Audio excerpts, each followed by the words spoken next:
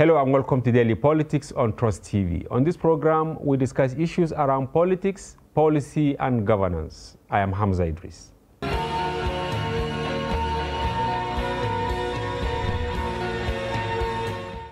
Welcome back. If you are just joining us, this is Daily Politics on Trust TV. Remember, you can follow the conversation on our various social platforms on Facebook, Instagram, and watch us live on YouTube. We have in the studio Dr. Dalla Debago, a member of the APC Presidential Campaign Council, and he's also the Kogna Sokoto. Welcome back, sir. Thank you very much. Yes, before we went for the short break, you reeled out so many credentials about Tinubu. But what will undermine your campaign, which is still raging, is the issue of picking a Muslim northerner to pair him with him. This is one. The other aspect is that these candidates, the three you mentioned, they are becoming like provincial leaders, you know, showcasing themselves from a regional perspective. Peter Obi is an Igbo, Tinubu is Yoruba, Atiku is Hausa Fulani. These thin lines, do they really augur well for Nigeria? Well, Hamza, thank you. Very difficult and nice question at the same time. Wow. Unfortunately, the history of voting pattern in Nigeria over the centuries has shown that ethnicity and religion, they play a big role in decision making. Whatever you do, the night before the election, something happens and people are reminded of where they are coming from and why they need to vote for their own person. If you go and check the voting patterns, the Southwest always votes in a way. The North always votes in a way. The East almost votes in a way. Now, the complication this time around is that Northwest, which carries the huge, about, I think, more than 19 million votes, does not have a candidate.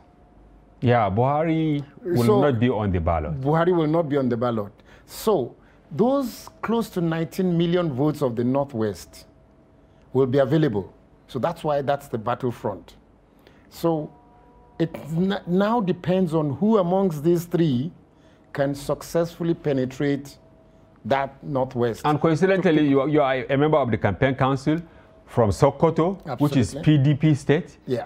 KB, which is also an APC state, but you can see the likes of Alero and the rest, they are all moving out to PDP. So how can you now benefit from Buhari's 12 million so-called votes across the North and specifically in the Northwest?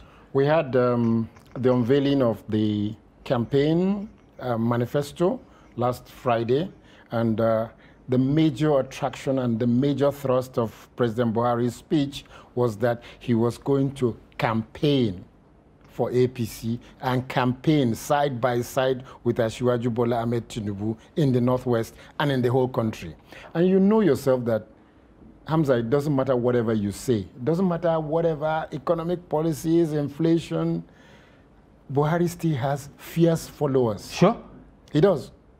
He has fierce followers. Let him fly today. But there is this insinuation that if he were to be on the ballot, he will get the shocker of his life. No, that's not true. Okay. I totally disagree with that. I totally disagree with that.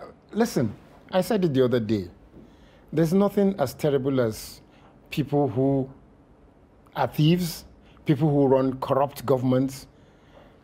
Nobody can point to one building today, the size of Daily Trust building, that you say Buhari big has. Compliment for us. Yes, a big, beautiful structure.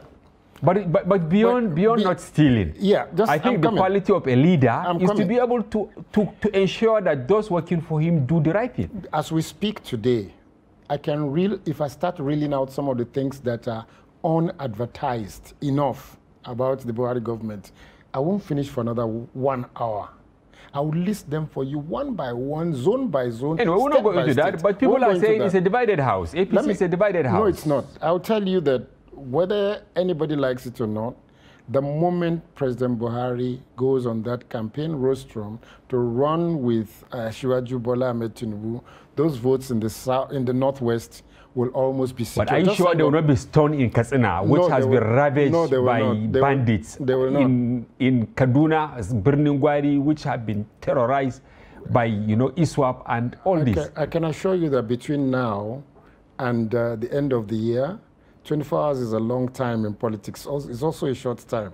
I assure you that the reduction that you have seen in farmer herders clashes now, the reduction you have seen in the Kaduna-Abuja highway kidnappings, the reductions you have seen even within Birnin. I know the emir of Birnin so well, and I know that he has attested to the fact that it's reduced.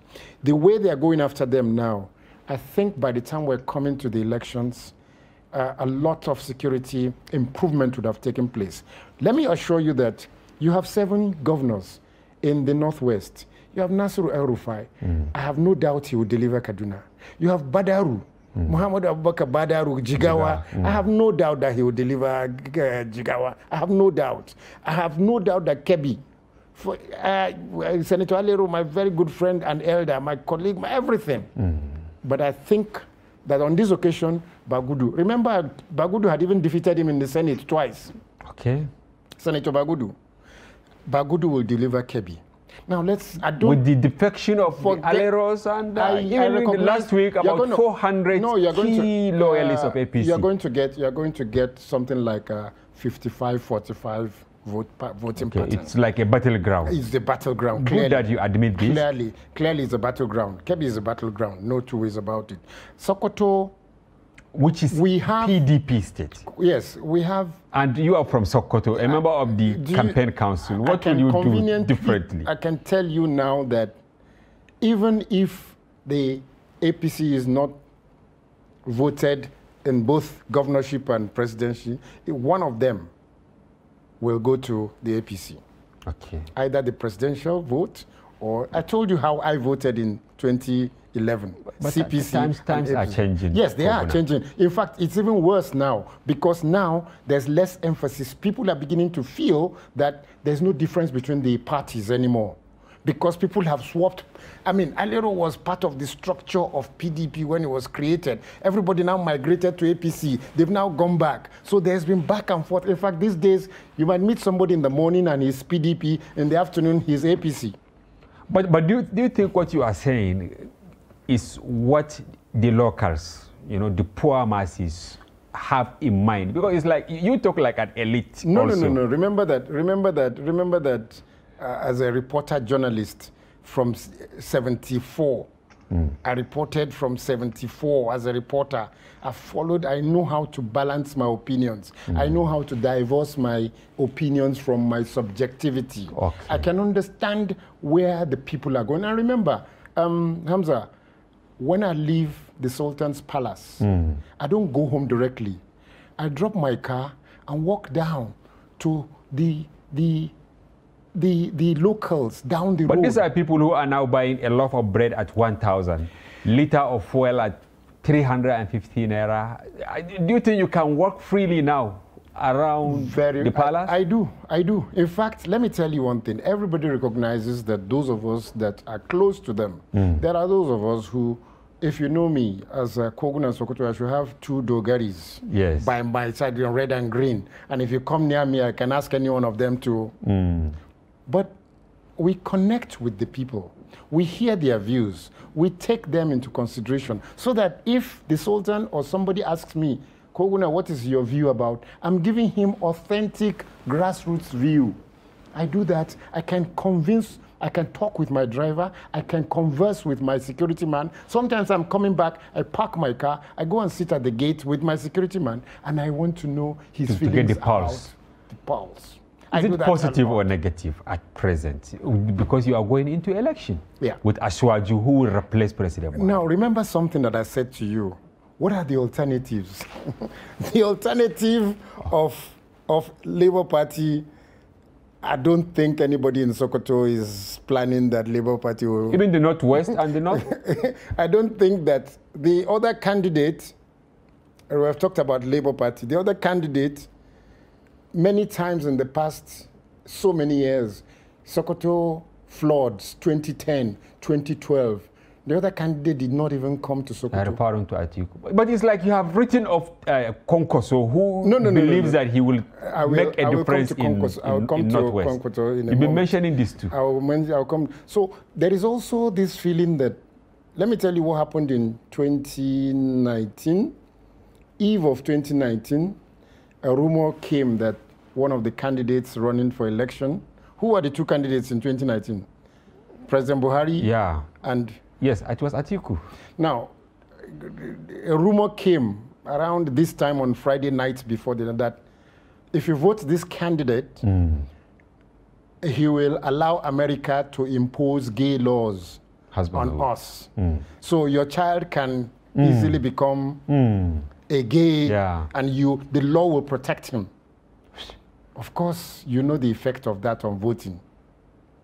So, because those candidates do not connect. But was that not blackmail? That's part of what politics is. In fact, indeed. Should we encourage it? We should not. But the bottom line is that they're just looking for a reason to offload a candidate. They know they don't want the candidate, but rather than just say, vote for the candidate based on non-performance or performance, they just give it a bad name so as to hang it. That happens a lot in politics.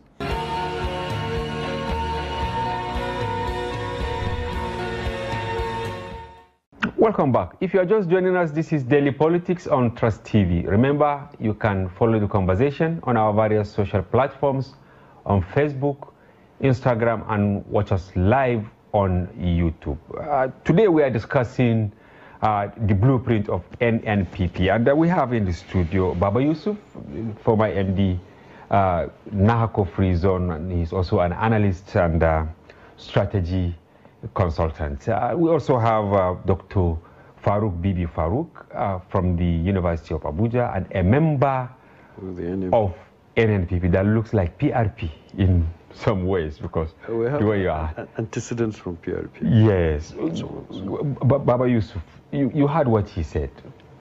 They just had about 6 or thereabout points.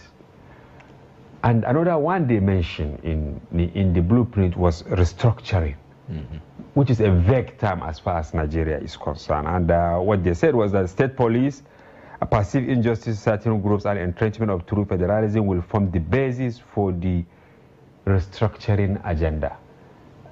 Do you have question, let me put it this way, on this concept of restructuring and state police? Because just recently, state assemblies, they denied or they refused to endorse the document taken to them by the National Assembly, simply because this issue of state police is not there.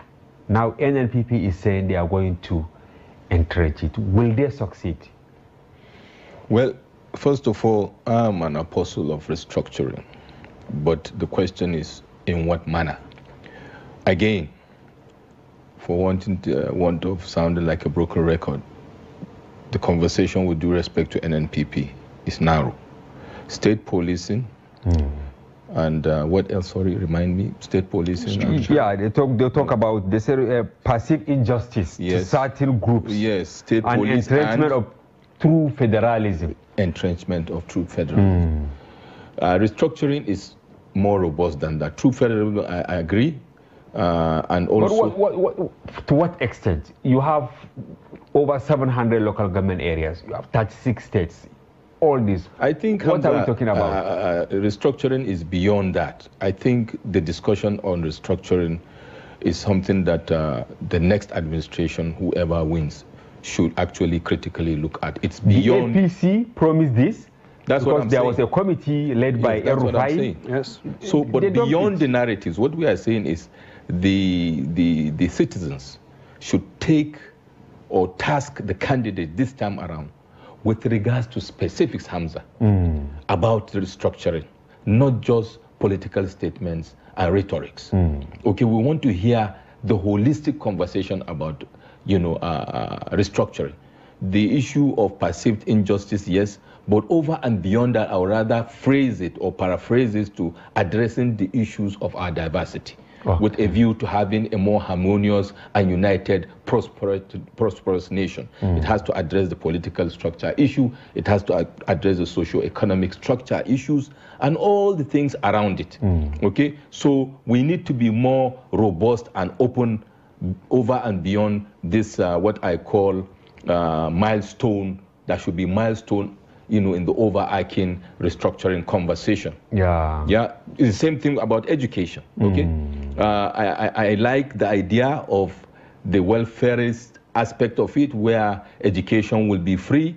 We are 62 years post-independence. We are still talking about giving free education, pipe-borne water, roads, electricity. Okay, we want to hear more intelligence with due respect and respect for Nigerians over and beyond that. Because if you want to talk about free education, you see, discussing restructuring will also address that. The lopsided way in terms of the progression of education in Nigeria vis-a-vis North and South, you know, presupposes that when you do a blanket conversation about free education, you know, there's an issue there. But maybe when you discuss restructuring and when you now have more focus on state administrations or governors being more innovative and value-adding in leading their states, then maybe this welfarist approach may apply to some states, while some states will have gone beyond that, for example. And also within the realm of discussion about education, fine and good, you know, free education from the point of view of writing WAEC and JAM.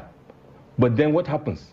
You have a terrible traffic jam in the universities. ASU is on strike, non-academic staff are on strike for what? For non-payment of their salaries and emoluments.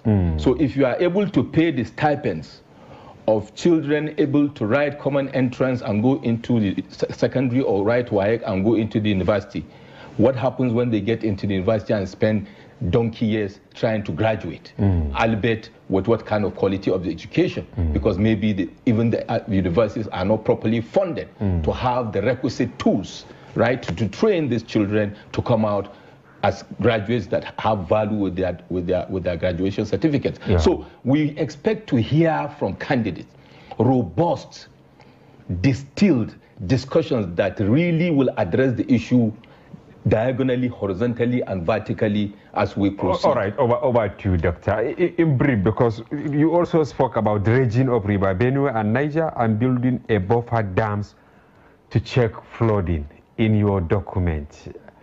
How will you dredge River Benue, River Niger? Thank God, our candidate, the most educated of the whole flock, is a PhD in water engineering. Water engineering, the career he had from before he joined politics. We're talking about the finances to go into this endeavor. You see, that's why I say we limit our abilities because we think we cannot. Okay. When you have a challenge, you open up the resources, they come. You work for them. If a person wants to build a house, he doesn't just say, until I have the 20 million, then I'll start building a house. No, you want to build a 20 million house. You start. And then that is when you find the avenues in which you will reduce cost. Of governance. Governance. A lot of spillages. You will stop corruption because you need the money to do these things. If you don't need the money, you will allow so many of those things to continue. You try to even process and get more value of your materials because you also need the money. You have this mindset of saying, okay, we'll just do one term and leave, because there are untouched areas. Like if you say you will cut costs, where are you going to lay off? Oh, you remember this is one of the most costliest governments you're having in the... Since Jonathan, he was unable, even though he set up the committee, he was unable to implement its recommendation. So this government came, now just a month or thereabout, we're hearing them say that they want to implement it. So that is why our first fundamental principle is of leadership. We believe there is a leadership deficiency. There are things that should have been done right from Jonathan time, right from PDP time, that were not done. And that is why we are finding ourselves in this mess, including the financial mess. So you will take the bull by the horn. Kanu for 4 years, at least for 8 years in different times. But you can see when he never borrowed. When he started, he never borrowed 1 penny. You can run Nigeria without borrowing a single penny. When he started, taking the bull by the horn during his first tenure, its lifespan was cut short. for political reasons, not for failure of governance. It was for political reasons. We're all aware. The Sharia issue came and became political, and it swept him away, in spite of whatever. And he was able to return, and he did much more than he even did in his first term. And you can see them. You can see his nobody can doubt. Anyway, for you to do this, you have to win first. And today, coincidentally, the two of you are from Kano. Yes. So many interesting things are happening in today. Kano. Yes. Yeah, you see, this afternoon, the chairman of Kano Municipal, Faizu Alfindiki, received hundreds of defectors from Zaitawa Ward, and he personally told them that he, you know, dumped the Konkosia movement because it was built on servitude and slavery. And these guys, they too also said they are leaving the Konkosia movement to APC because they are being treated like slaves. What an indictment. What I will tell you about certain personalities that you try to promote. This happened today. I'm telling you that the personalities that promote such a thing, look at them first. What is their antecedents? What do they do? What kind of politics do they play? Have they ever done anything genuine and truthful? This is chairman of municipal. And apart from even the him, governor, I can challenge you on the governor, not the chairman. No, but apart from him, we have Dr. Dambata, PDP, the deputy governorship. Now let me tell you what they look at. What they look as well at. as Damburamnu. Yes. All these are Konkosia loyalists. They are living. Your house is in fire, doctor, no. And you are here in Abuja. You see what is affecting it? Yes. People do not understand ideology. Okay. And the commitment they give to ideology. Our parents served Aminu Kanu's ideology, that even their wives were thinking this is servitude. But it's a bigger picture. The bigger good you are trying to portray. You're not giving your money to Aminu Kanu. You're not giving your money to Konkoso. You're looking at a bigger picture, that if these aspirations are achieved, you have a better society. I remember as a young person, my father would be sent to Ilorin, to Enugu, to anywhere by Aminu Kanu just by instructions. Wow. He finds the way, and that's what happens to everybody. You find the way you get to that place. You leave by 2 a.m. in the night. You just say bye-bye to your family. Aminu Kanu has sent you to go and deliver a message or take a message from a place, any part of the country. That was because you believed in the ideology. He was not feeding you. But people have now thrown away ideology. All of these people are after what they have got. Yes, PDP, well, who were with Konkoso before. People who were with Konkoso, close enough to Konkoso and left, are doing so because they feel that they are not getting satisfaction materially. And many of them are doing nothing but politics. I'm with Konkoso. The day I left government, I went and joined a profession. I prefer to eat from my work than to eat from politics.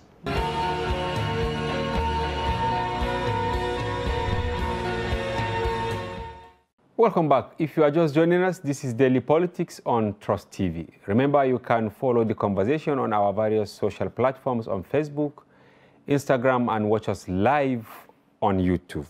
We are discussing U.S. advisory on Nigeria. It remains a big news. And we have in the studio Stephen Okori, he's a security expert, and Jide Olatui, who's a security consultant. He came all the way from Lagos.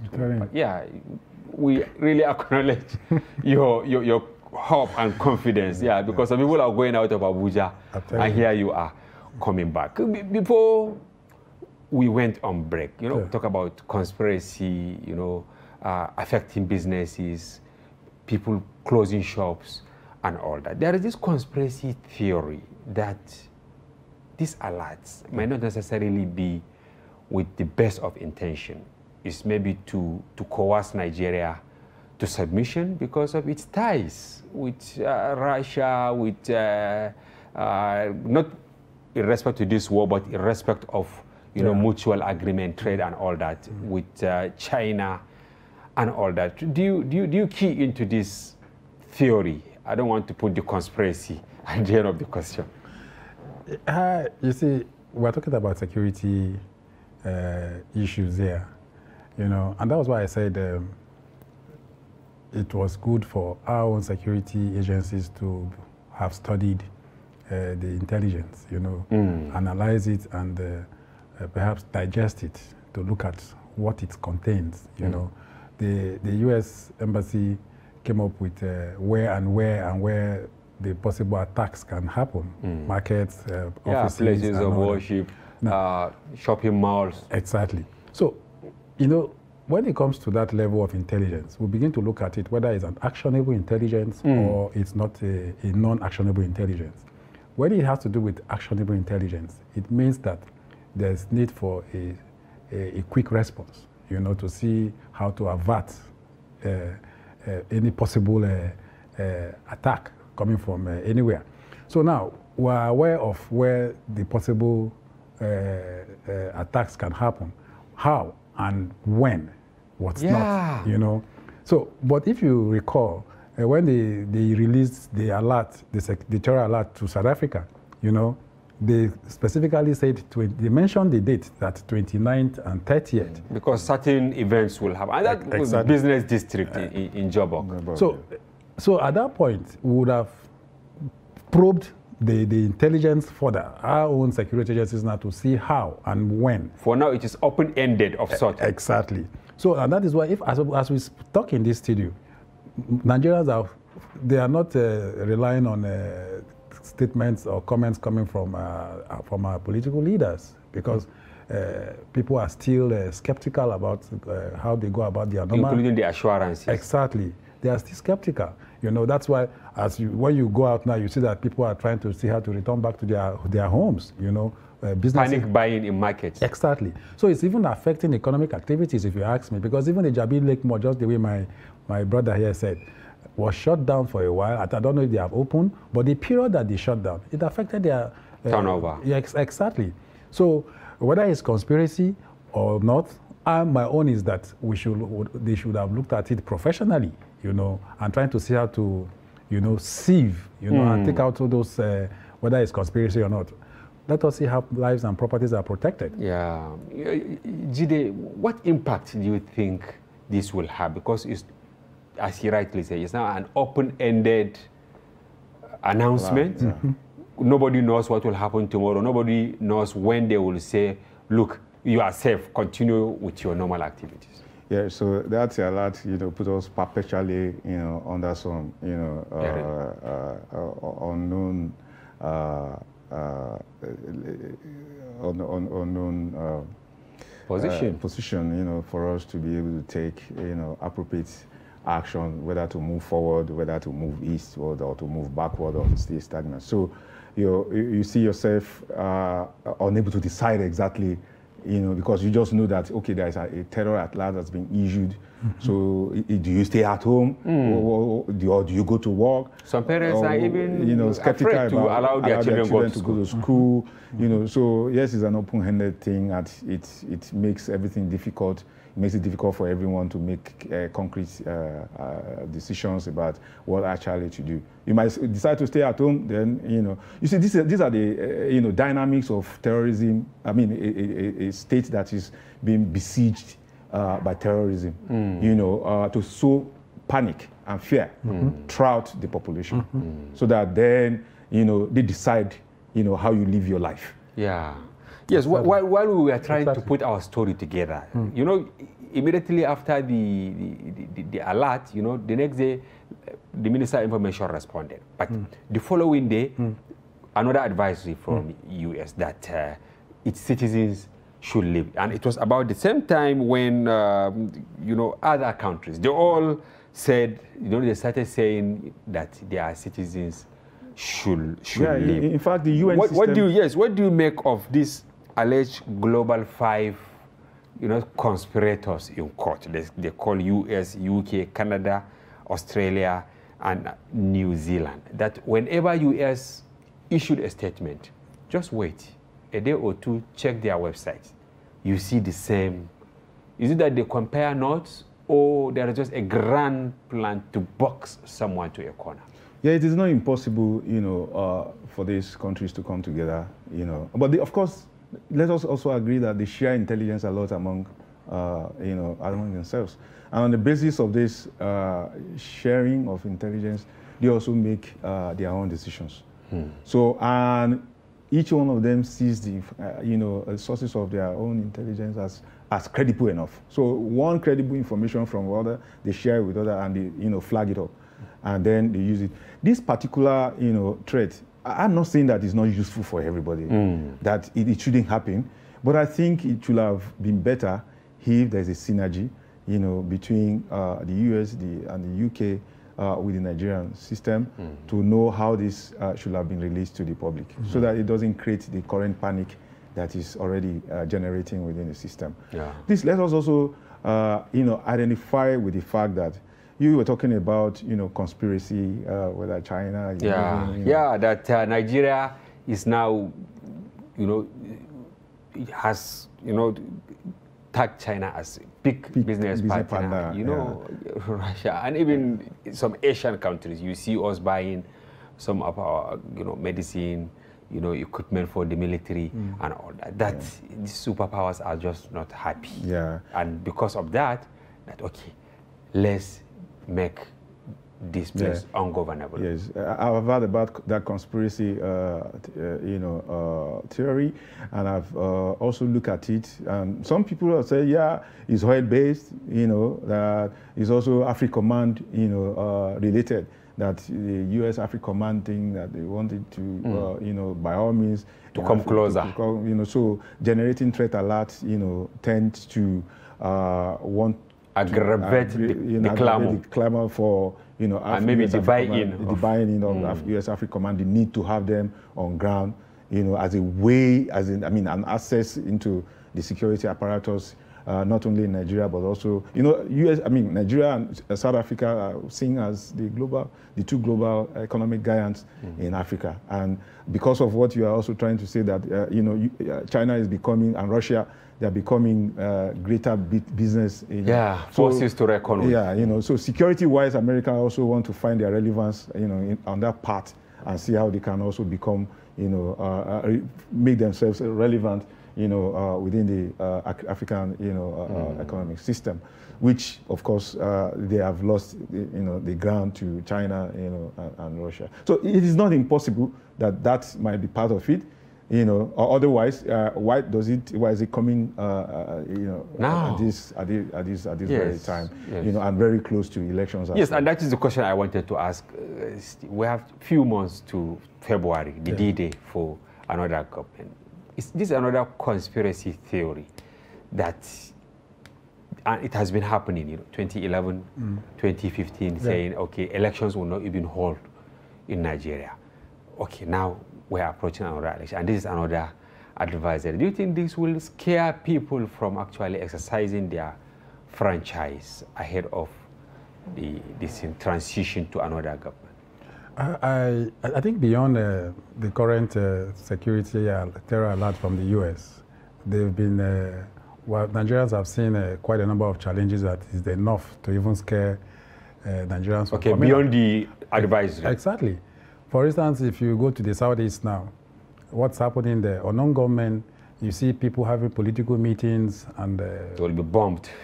They'll just go and shoot at them, So with all these challenges that they have seen, well, I'm sorry to say, there will be apathy. Nigerians, of course, they will be scared.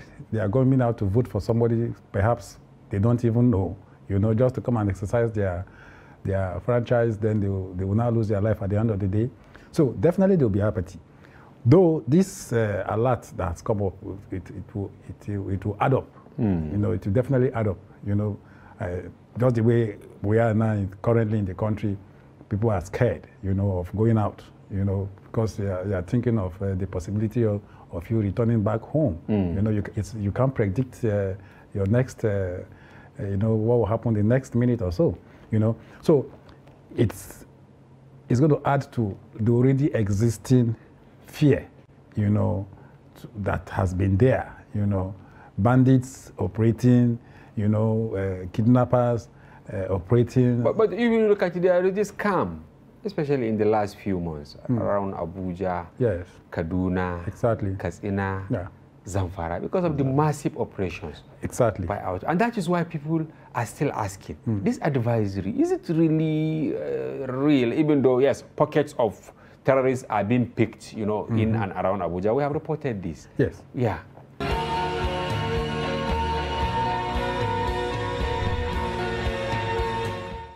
Welcome back. If you are just joining us, this is Daily Politics on Trust TV. Remember, you can follow the conversation on our various social platforms on Facebook, Instagram, and watch us live on YouTube. Today we are discussing the new redesigned Naira, who wins? Yes, and we have in the studio Joseph Ago, a political economist, and then Dr. Dapel Zuhomnan, who joins us via Zoom from the United Kingdom. Yeah, Joseph, who wins now this battle? Is it that the purchasing power of Nigerians will keep going down, or at a time it will rise? Like we've seen with government policy, the proverbial grass will suffer. The rich will, in situations like this, the rich have the edge because they are the ones that would need the US dollars. The man in the village or the man that lives in the suburb really doesn't interact with the US dollars. Is all his purchases is done with the Naira. But with this uptick in the value of the Naira, of course, with static minimum wage, with static wage across even the private sector, the average Nigerian will suffer. I was at a printing shop, was it yesterday? Okay, printing shop. Printing shop yesterday. Between Friday and yesterday, Tuesday, yeah. That's yesterday, the prices have already started going up. So, and it's not funny, you're going into the market space with some assumptions, and you're getting negative feedback with a price increase. Some people cannot even restock their shops because they are calculating the difference between what the rates were 2 days ago and what the rates are. And now they'll be able to restock. Some of them are going for substandard products. There was a particular product, as a matter of fact, I was looking for, and in all the markets, that product was absent. And the feedback I got was a lot of the suppliers are not supplying because of the new trend with the dollars. Yes.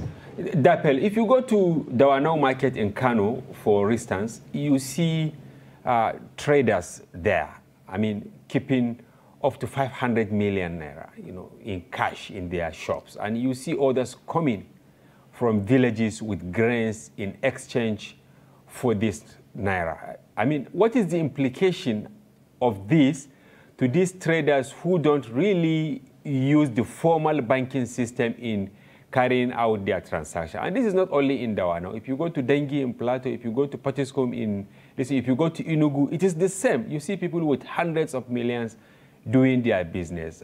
What is the implication of this action by CBN vis-a-vis the timeline set for people to actually take all these all-nuts to the banks? Yeah, as far as I can tell, it's not illegitimate. There's no limit to how much cash you can hold at home. Okay. Even in the UK, you want to withdraw up to £1 million cash, just send a message, and the next day they make the money available for you as long cash as in the UK. Yeah. There's no limit to how much cash you can keep in the house. So, but if you keep cash in the house, there is advantage and there's disadvantage. The disadvantage is that thieves will come after you. The advantage is that you have a lot of bandwidth in terms of what you use your money for. Unlike we see the Russian oligarchs, when the sanctions was being slammed on Russia, they froze their accounts, their cash. They had no access to cash. But imagine they had cash stashed in their wardrobes or in their suitcases. They would not be trapped in one place. They will still be moving around. So those business people in carrying large sums of money, they find it a very convenient way of trading. They find it the better way of not being fleeced by banks through short charges like the gentleman the student. Joseph, yes. So, and they stole them. They bear the risk entirely, but I don't think it's anything criminal to keep cash. But like we said previously, there are many reasons why people keep cash. And one is they are using it to finance criminal activities. I want to ask this. The UK is also changing the pounds, right? Following the death of the Queen and the emergence of the King. Did they put timeline as to when, if you didn't take the old notes to the bank, that you are going to lose it completely? So they're very transparent about it, and they're sticking to their arrangement, how to phase out the old notes and introduce the new notes.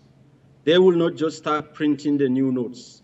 Once the old notes go into the bank, they withdraw them and they don't bring them out. And when they go into the bank, and when you want to withdraw, apart from that, there is no complication. They would introduce the new note for the public to have a look by the end of this year, and towards the mid-2024, the new notes will be in circulation. They will co-circulate with the old notes. Yeah. And there will be a deadline to be announced, and that after that deadline, the old notes will no longer be a legal tender, but you can deposit it in a bank and get the same value. Okay. And there are designated banks to do that. So there's no cause for alarm. They assume that the money you are carrying with you is not illegitimate. It's except the case that I mentioned in Belfast, where there was bank robbery of over £26 million.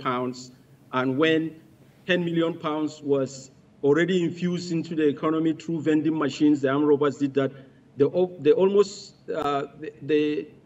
almost 17 million that was not spent, the bank quickly went ahead and announced the serial numbers of those notes. And within 3 months, they redesigned, printed, and released new notes and rendered those ones worthless in the hand of the criminals. Wow. That was the only case you can quickly do that and make that difficult to work. But why is the case? Go ahead. Why is the case different in Nigeria? Some people, even though it's not formal, they said it's like the president gave his nod for this just the way he did it in 1984, I think, if I'm not wrong, when he was military head of state. Because that time, there were allegations that politicians and other technocrats have stolen so much money and hid them, at home. Now, when he announced the change, he gave timeline, and it was so difficult for them to now take these monies to the bank. People are saying it is a repeat of what happened in 1984 that we are witnessing now, even though the government was short of saying they want to mop up money from hands of politicians. Do you agree, or you think the reasons they gave about addressing inflation, hoarding, and all that is enough? So, you see, in as much as if the intent of the central bank is to crack down on criminals, that is noble, and everyone with good intention who wishes the country well should rejoice and support them for that. But what do we have in reality? Is that feasible? So there are some things we need to understand. There were some times I was talking about that corruption in Nigeria ran through a 5-man syndicate. It's beyond the president. The president, whoever he is, doesn't really run the show in the country. For instance, President Buhari does not know what happened in CBN unless he is told. He doesn't know what happened in NNPC or Federal Inland Revenue or Custom unless he is told. He doesn't run the show. It's a deep system that works.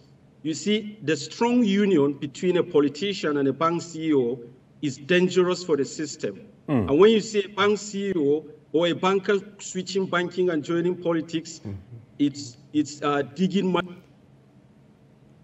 The nation is bleeding and blood is dripping, and the few are feeding on this blood to be nourished. And once these wounds are healed, you take food off their table. And unfortunately, the beneficiaries of this status quo have the levers of power to change the rules to make things for the better. But it's unfortunately we find ourselves in that dilemma. So it is difficult for him to achieve that. If you want to move money abroad right now, there's limit to our call, just a click on a button, they speak to one CEO and they move. You cannot convince me that an accountant in the country stole 20, 10, 100 billion without the consent of a bank CEO. The bank CEOs know. EFCC is doing to fight corruption, but if they want to raise their game, they should start going after bank CEOs.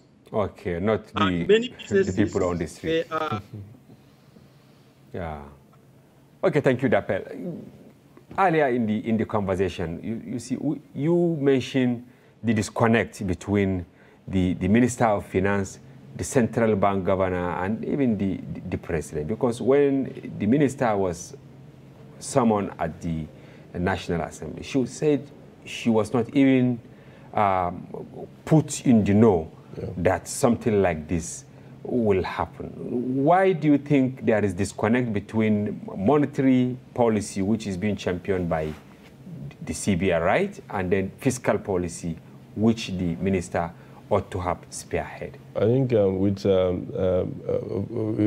see that a lot in Nigeria, government institutions working at cross purposes. For example, see the rifts we saw between the Minister of Transport and the then NPA chairwoman. Yes. We saw the rifts between the Minister of Petroleum and Minister of State for Petroleum, that's Ibecha Kachuku, and the NNPC GMD. So we have seen activities or actions like these in the past. And for me, it's very worrying that as much as some people have advanced the argument that the Minister of Finance has no part in that decision to really redesign that, but she's part of that economic team. And at least, even if she's not going to be called into the room, she should know, she should be given some information at least.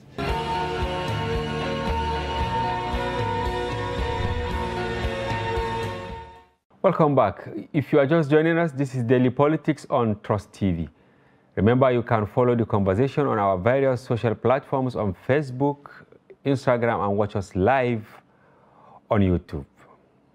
We have in the studio Mukhtar Suleiman, Communication Manager, Accountability Lab, and Samaila Musa. He's a public commentator. We are discussing issues in the polity, especially important matters that happen within the week. Yes, welcome back. Yes, Mukhtar, we spoke about the judiciary, INEC and all that. But the politicians, if you take APC, for instance, they now have many cases in Taraba, in Yobe, in Bauchi, hundreds of cases. Adamawa, a whole governorship candidate. Now, but we tend to shift the blame to the judiciary for its inability to dispense of most of these cases. Don't you think political parties should take the largest share of the blame? Yes, I do think that they should take the largest share of the blame, but also there's also the issue of what justice means to most of our judges. Most people are trying as much as possible to protect their own political and ambitious interests because they know that at the end of the day, the growth of their career is highly dependent on who is at the helm of affairs. And this is a byproduct of most of the political processes that we go through in the country. It is quite sad that we don't have, no country in the world has an independent way of verifying or selecting how people go into the justice system, how they climb up the judicial ladder, because this is a very key component of our democracy. We can see it, how it played out in the US when Trump became president.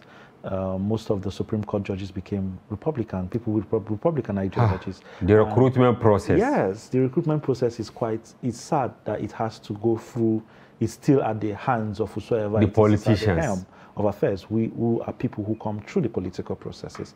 I really wish we could devise, I don't know what it is, I really wish we could devise newer ways, because that is, when you see in this kind of political cases, I do not envy most of the judges.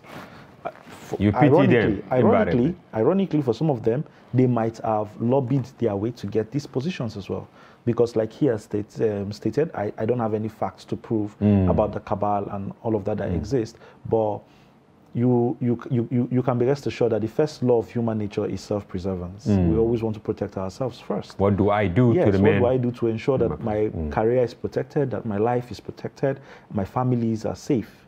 And I do not envy them, honestly, because most of them are actually going to be in difficult positions, especially for those of them who have integrity and who are going to ensure that they uphold that in the face of all of the push and pull factor they are going to actually face throughout the entire process. And it's sad that most of these issues are things that they could actually sort out internally, one. Secondly, it's also sad that most of these things are issues that shouldn't be issues to start with. Exactly. Because it was clear. It's why I've always said this every single time I'm here. I am so happy about the Electoral Act. I think most people are still trying as much as possible to get accustomed to it. Complexity. Yes, to get accustomed to it. And because they do not have any other legal way to trump the content of the Electoral Act, they are just... They were caught off guard. Yeah, they are left hanging out to dry at this point. And they are still arguing against a law that is clearly stated and has been passed by they themselves again. Yes. So I really do hope that we get it right. We can get it right. Musa, we mentioned states like Yobe, Taraba, and many others, even in Benue, right? Yeah, Nasarawa yesterday, senatorial election was, primaries was crashed at the court.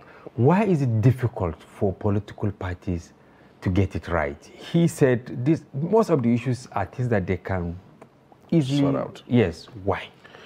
Yeah, well, you see, the way typical Nigerian thinks politics is a do-or-die affair, and when you approach governance not with the mindset of servant role, from the angle of lordship, then you always have this kind of problem because it breeds greed. It breeds, look, the winner takes all kind of system that we operate, then I must be the winner. Otherwise, nobody gets it. It's either my way or the highway. So these are complex issues that we're not really looking at because, you see, political office holders are seen as, even if you're poor, if you're poorest of the poor, your jackpot is to make it to a political office.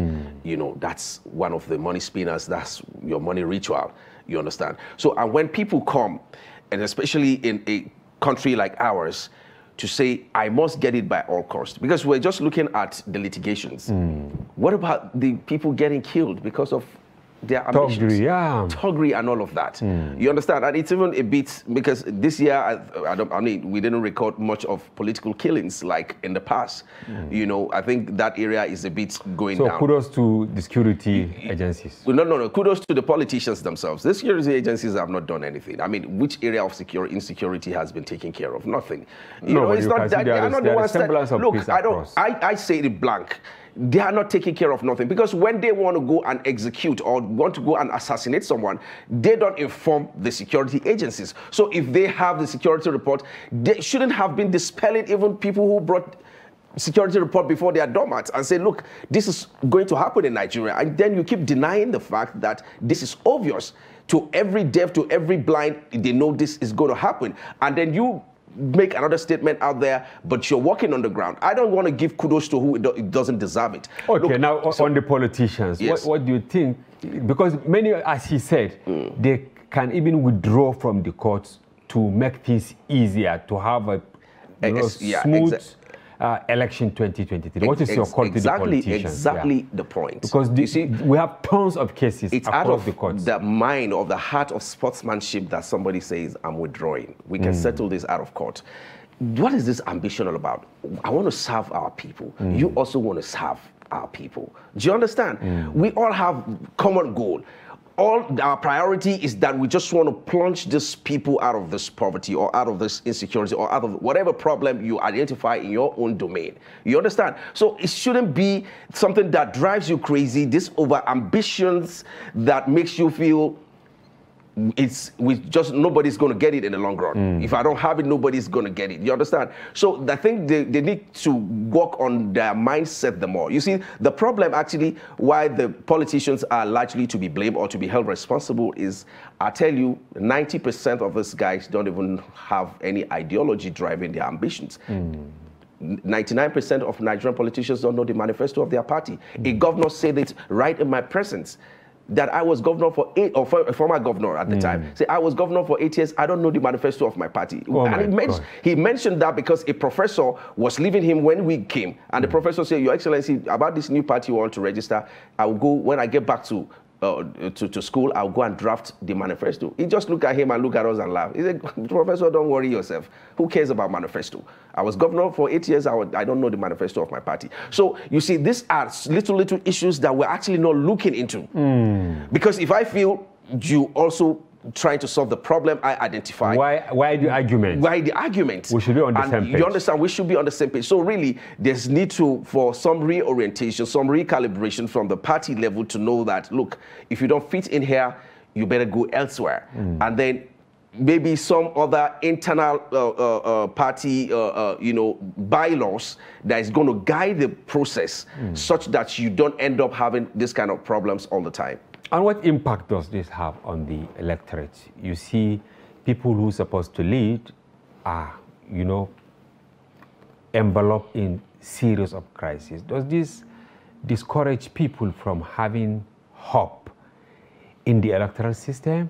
I think our political space is not ideologically driven, but it's selfishly driven by what can I get for myself, as opposed to how can we do something to help the country. It's a healthy debate among peers, among colleagues. It's good. Because why? It keeps people on their toes. So it's actually a good thing if we all argue sometimes, but we should all be arguing toward the same goal. And I think that is sort of what a party manifesto does. It kind of tilts the however it is, the conversation, however it is, wherever it is that you're coming from, however, where we have problem is usually the approach to the solution, but we all agree that this is tentatively the solution. But that's not the situation in Nigeria, in the Nigerian political space. There's no ideological drive as to how parties should actually operate or what drives each party. It's why I have a problem with the multiple party system that we actually run. So if that can be checked, where parties are actually But we have just 18 now that have been registered. It's still a lot. It's still a lot, because imagine if all of them were running on 18 ideologies. At the time, people were complaining, 1993 or thereabout, you had only 2, people were complaining. Now the parties are evolving. Don't you think we should encourage them, but they should also intensify efforts in building internal democracy? I think it all depends on the approach that we use. People, like I said, healthy disagreement is always a good thing. But the key thing for me right now that I think that we need to do is to ensure that it's ideologically driven. What is the ideology that you are using? Because it's easier to negotiate with people when they have an ideology that drives their day-to-day activities, as opposed to when they are just going out for personal greed. I have a feeling, I might not be right, I might be right, that it's why most of these internal conflicts are happening. Because there is no, where do you negotiate from? What do you think that person wants? If all the person is thinking about, because there's a way we've misconstrued the political space to be entrepreneurship in this country. It's why you begin to see before office and after office pictures of some of our political office holders, and then you are amazed. So if the person's idea of what the person wants to go and do in office is just to enrich themselves and plunge themselves out of the common man status and feed off the psychophancy that comes with the office that they are going to occupy, then how do you negotiate with that kind of person?